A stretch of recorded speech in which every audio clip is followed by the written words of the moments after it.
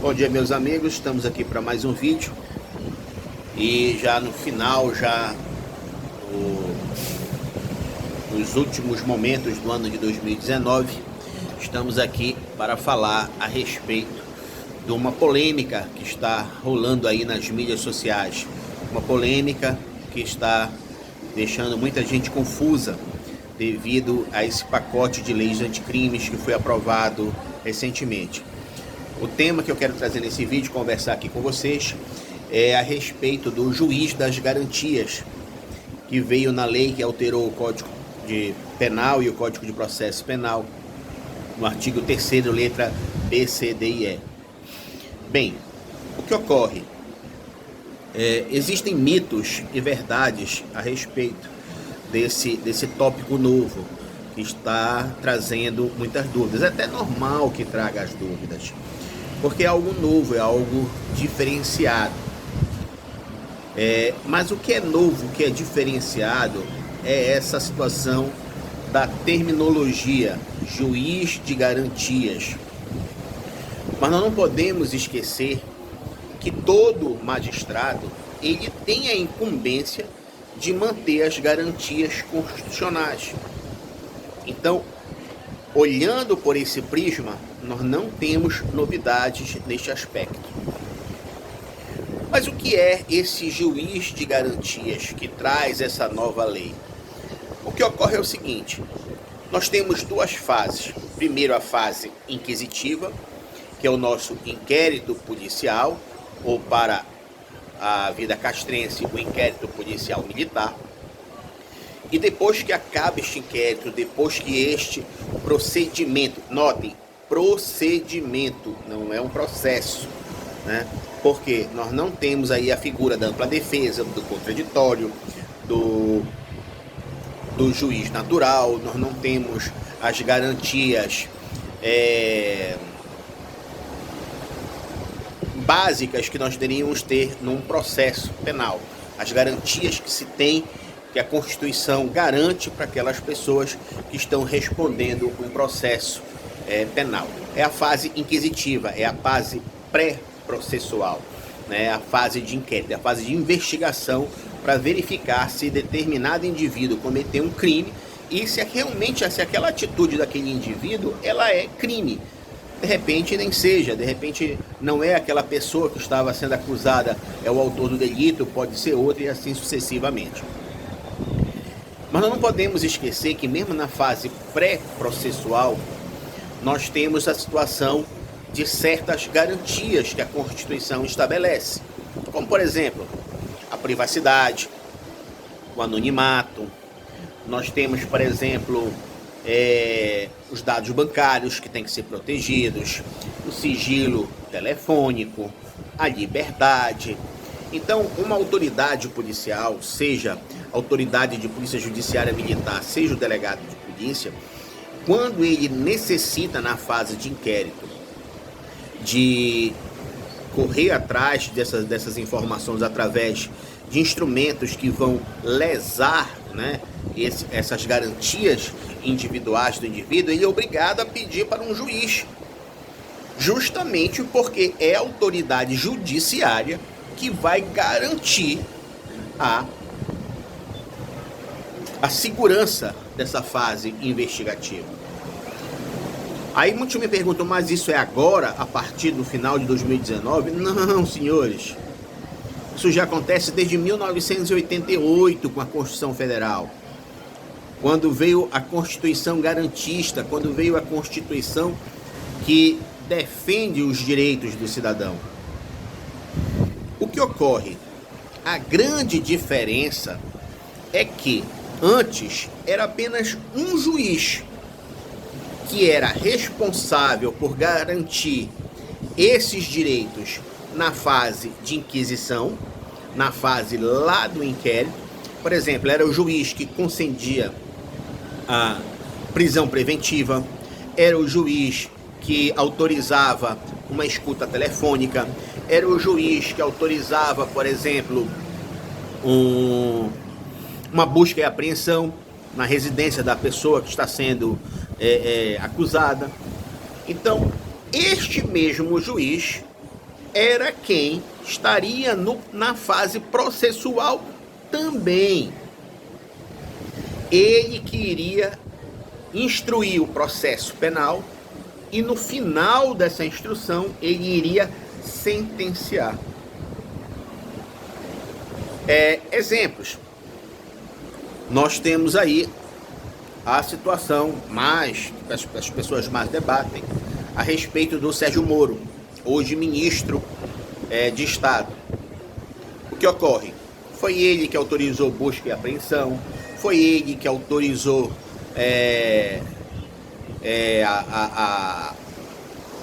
as escutas telefônicas nos telefones celulares do Lula e das pessoas que o seguem.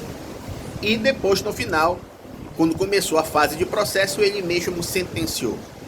Muitas pessoas dizem, eu até acredito que seja verdade, que a pessoa fica contaminada, o juiz fica contaminado já nessa situação. Ele já acha, ele já vai para a fase de julgamento com um pensamento, já com, vamos dizer assim, com a impressão, com o achismo que aquele indivíduo realmente é o culpado.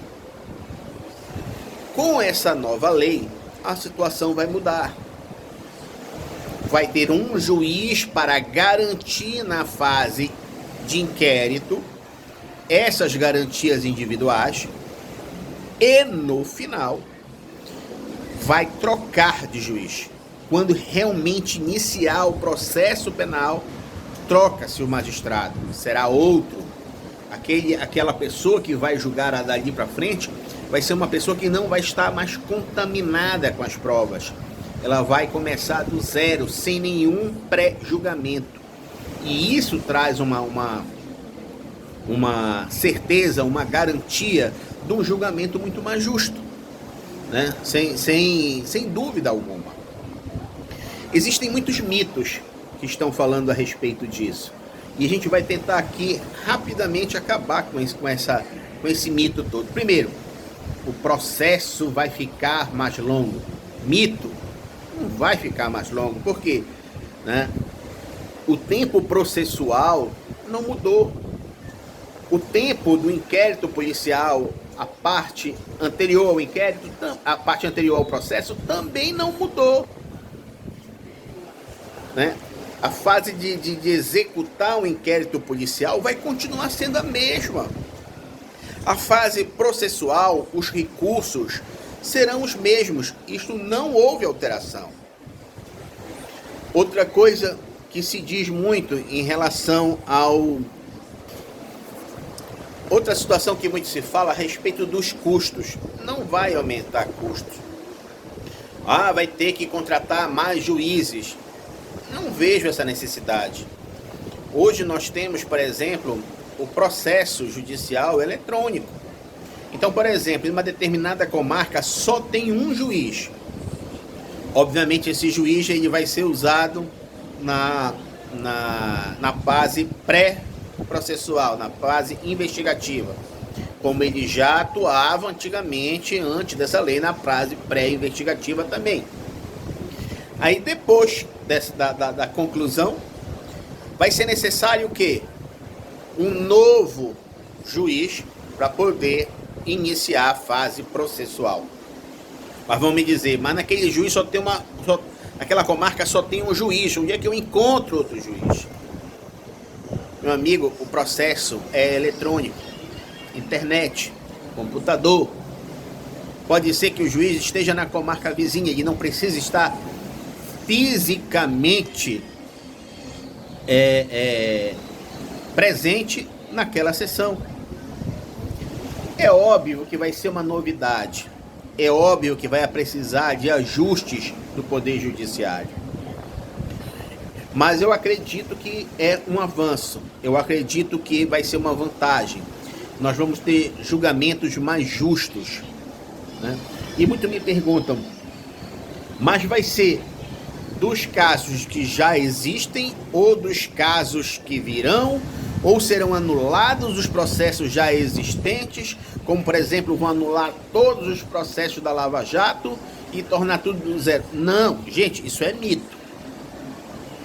O que já foi transitado e julgado já acabou. Não existe mais, não volta. Essa lei não vai mudar. A gente pensa que isso aí é uma situação para casos futuros. A partir do momento da vigência da lei, que é daqui a menos de 30 dias, porque ela ainda está na vacácios legis, o que ocorre? Se instaura o inquérito, já vai ter um juiz de garantia.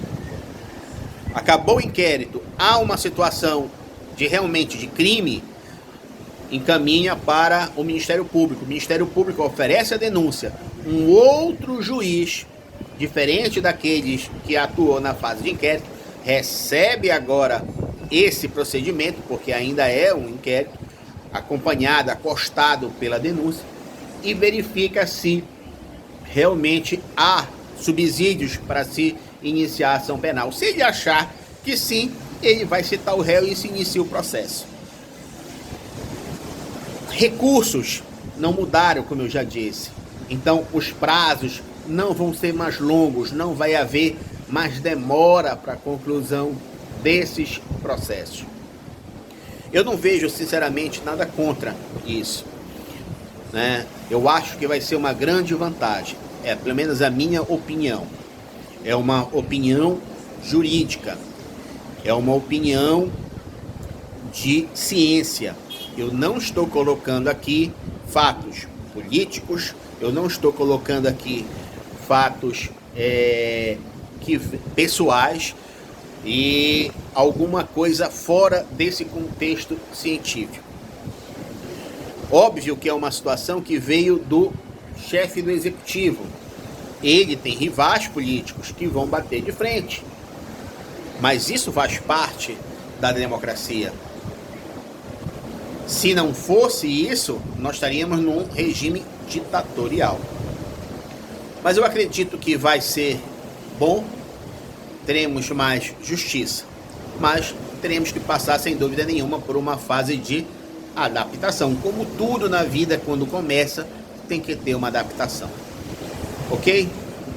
Muito obrigado. Deixa o like, compartilha. Até o próximo. Valeu.